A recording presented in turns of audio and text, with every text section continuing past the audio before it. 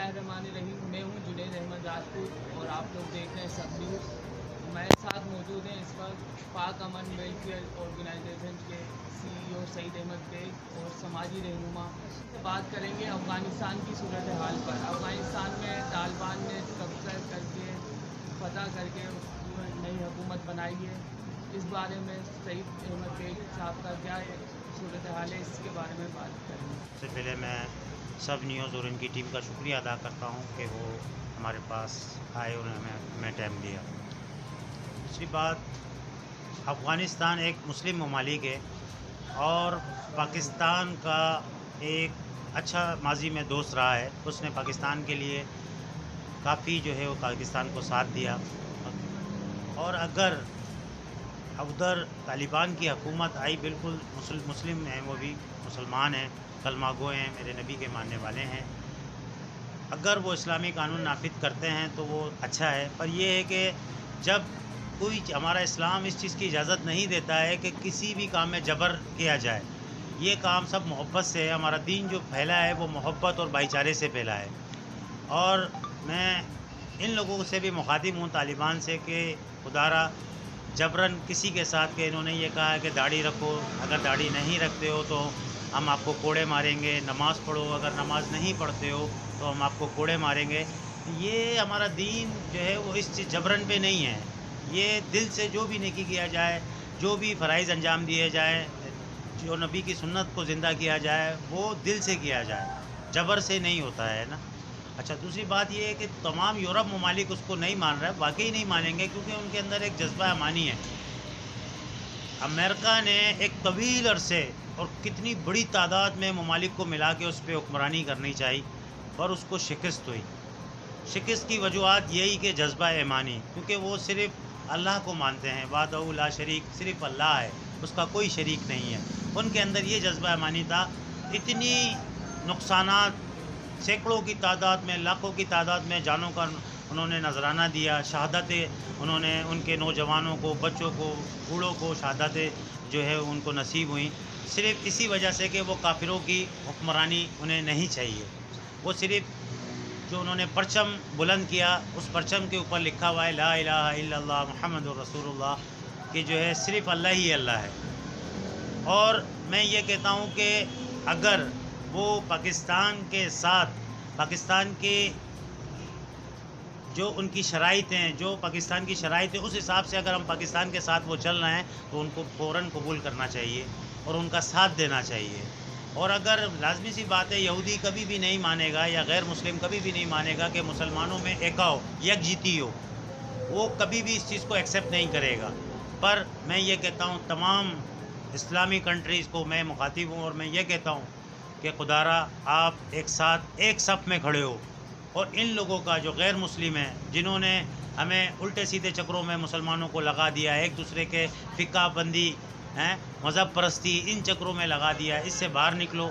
सब नबी के मानने वाले हैं, सब नबी के चाहने वाले हैं, तो सबका नबी एक ही है, अल्लाह भी एक ही है। उसी हिसाब से जो है हमने एक ही परचम के तले नीचे आना है, जिसके ऊपर लिखा हुआ है ला इलाहा इल्लल्लाह मुहम्मदुर रसूलुल्लाह। तो मैं सबसे यही कहता हूँ कि एक साथ इनका साथ दो। जो जायज़ मामलात हैं, जो जबरन और नाजायज़ मामलात हैं, उनके जो है वो ख़िलाफ़ खड़े हो, उसमें इख्तलाफात करो। और जो है वो मैं ये कहता हूँ, मुसलमान होने के नाते एक दूसरे के साथ भाईचारा और मोहब्बत का पैगाम एक दूसरे के लिए बुलंद करो। देखिए, तालिबान हुकूमत ने काफ़ी चेंजिंग की है कि ख़वातीन को तालीम देने का भी बोला है, ख़वातीन को रोज़गार भी, के रोज़गार के लिए ख़वातीन जा सकती हैं।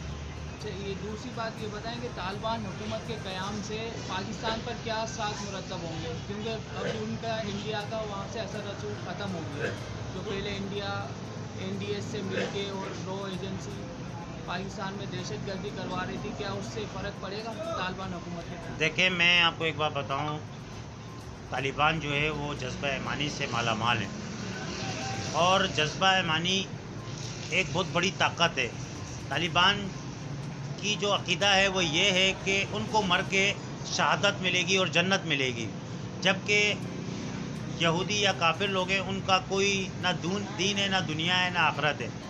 तो वो जो एक طاقت ایمانی لے کے آئے ہیں اس سے انڈیا پہ بہت بڑا فرق پڑا ہے. میں آپ کو حقیقت بتاتا ہوں کہ انڈیا اس ٹائم پہ ایک خوفزدہ ہے کہ اس نے اتنی سپر پاور کتنے ممالک کی کٹ جوڑ کو ریزا کر دیا. انڈیا اس کے آگے کچھ بھی نہیں ہے. تو انڈیا اس سے خوفزدہ ہے اور پاکستان کا جو سب سے بڑا دشمن ہے وہ اس ٹائم پہ انڈیا ہے. انڈیا نے یہاں پر جو دھماکے کرے ہیں, جو لاسانی فسادات ہیں, جو ہماری جو ملک اور قومتی سلامتی ادارے ہیں ان کو نقصان پہنچایا, وہ زیادہ تر راہ نے پہنچایا, راہ کے ایجنٹوں نے پہنچایا اور اس پہ انہوں نے بہت بھاری رقم خرچ کری. اس ٹائم پہ اگر آپ دیکھیں گے کہ افغانستان کے اوپر جو انویسٹمنٹ تھی وہ سب سے زیادہ بھارت کی اور انڈیا کی تھی. سب سے زیادہ پیسہ اس نے امریکہ اور دوسرے برطانیہ ان تمام لوگوں کو سب سے زیادہ جو سپورٹ کیا تھا وہ انڈیا نے کیا تھا, کیونکہ انڈیا اس چیز کو سمجھتا ہے کہ یہاں پہ جو جنگجو ہیں جو افغانستان میں بیٹھے ہوئے ہیں یہ ایک جو ہے وہ صرف اللہ کو مانتے ہیں اور کسی سے نہ ان کو میزائلوں سے ڈر ہے, نہ ان کو کسی جہازوں سے ڈر ہے, نہ کوئی اور قوت ہے جس سے یہ ڈرتے ہیں. صرف جو ڈر ہے وہ اللہ سے ڈر ہے اور یہ جذبہ ایمانی ان کے لیے بہت بڑی طاقت کا اہمیت رکھتا ہے. اور میں یہ کہتا ہوں کہ اللہ تعالیٰ ان کو, جیسے بھائی نے ابھی عرض کیا کہ انہوں نے کافی تبدیلی لے کے آئے ہیں کہ عورتیں اور خواتینوں کو تعلیم کی اجازت دی, اسکول پڑھنے کی اجازت دی اور مزید بھی کئی ایسے قوانین نافذ کرے ہیں جو پہلے نہیں تھے اور اب اس میں تبدیلی لائیں. میں یہ کہتا ہوں کہ یہ اچھا اقدام ہے, اچھی خبر ہے. اللہ تعالیٰ ان کو مزید اسی طرح کرنے کی توفیق عطا فرمائے اور ہمارے ساتھ مل جل کے پاکستان کے ساتھ, کیونکہ پاکستان کا بارڈر افغانستان سے لگ رہا ہے, ایک ساتھ مل جل کے رہنے کی توفیق عطا فرمائے.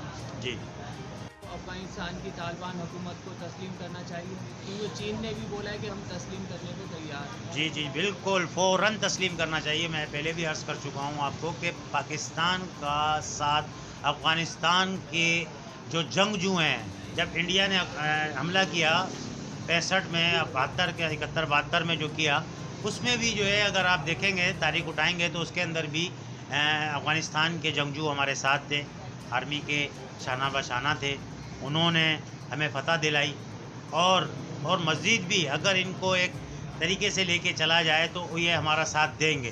میں یہ کہتا ہوں بالکل افغانستان کو اس ٹائم پہ صرف پاکستان نے نہیں تمام اسلام کنٹری نے بالکل اس کو قبول کرنا چاہیے, ایکسیپٹ کرنا چاہیے اور ان کو سپورٹ کرنا چاہیے. اس سے یہ ہوگا کہ ہمارا جو دین اسلام ہے یہ بڑھے گا اور ہمارے مسلمانوں کی طاقت بڑھے گی اور یہودی اور دیگر جو ہمارے لیے ہمارے دشمن بنے ہوئے ہیں ان کے دلوں پر ایک خوف طاری ہوگا ہم لوگوں کا. تو میں یہ کہتا ہوں ان کو ایکسیپٹ کرنا چاہیے اور ان کو افغانستان کی حکومت کو تسلیم کرنا چاہیے. جی ناظرین, آپ نے دیکھا کہ ہمارے ساتھ سرجانی ٹاؤن کی سماجی شخصیت سعید احمد بیگ صاحب موجود تھے. انہوں نے افغانستان کی صورتحال پر کھل کر بات چیت کی اور بہت اچھی بات چیت کی. اس سے یہ پتہ چلتا ہے کہ پاکستان کو فوراً طالبان کی حکومت کو تسلیم کرنا چاہیے اور اسلامی ممالک کو مل کر افغانستان میں طالبان کی حکومت کا ساتھ دینا چاہیے.